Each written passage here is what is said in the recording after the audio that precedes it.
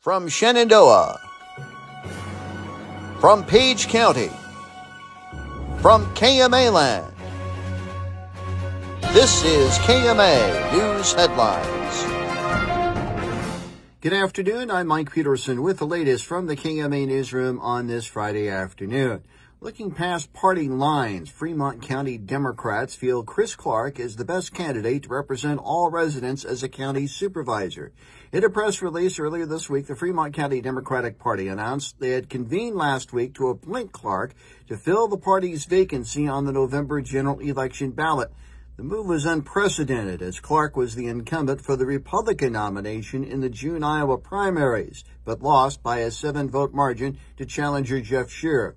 John Powers is Democratic Party chairman for Fremont County. Powers tells KMA News party members made the selection after no one ran for the Democratic nomination. Along with recent changes to Iowa election law, while Clark is expected to accept the nomination, officials say Clark is not expected to change his own party affiliation. Numerous factors continue to bog down one of KMA's leading economic indicators. For the 10th straight month, the overall rural Main Street Index sank below growth neutral. Based on a survey of bank CEOs last week in a 10-state region, the index fell from last month's reading of 44.2 to 41.7 this month. A reading of 50.0 is considered growth neutral. And speaking on KMA's Morning Line program this morning, Creighton University economics professor Dr. Ernie Goss says some familiar conditions continue to hammer the rural economy, including high interest rates and dropping farmland prices as well. After an illustrious career in the Secret Service, Shenandoah native John Bay is back where it all started.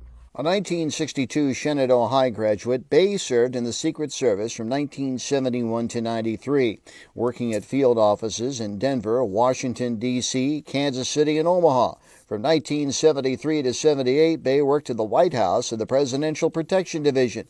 Mementos from his career are part of a new display at the Greater Shenandoah Historical Museum as it celebrates 20 years at its present location at 800 West Sheridan Avenue.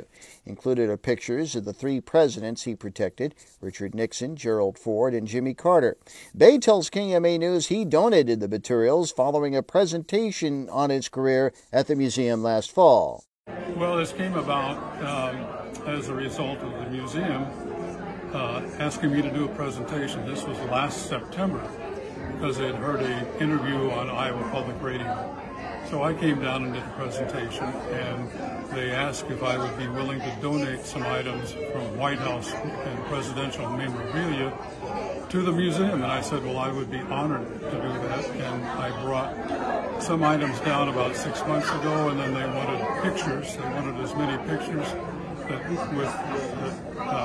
I had either with the president or the presidents had given to me.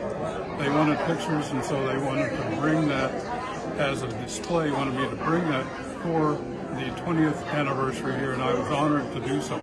Bay's display received an unveiling of sorts during the Night at the Museum event last night, a public ribbon-cutting ceremony in celebration of the museum's relocation into the former J.C. Penney building takes place Saturday from 1 to 4 p.m.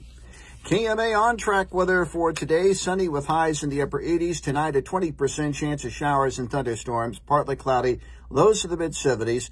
50% chance of showers and thunderstorms tomorrow, mostly sunny, highs in the low 90s. More news at 5:05 and 6:05 this evening and online at KMAland.com. Have a great weekend. Mike Peterson, so long, my friend.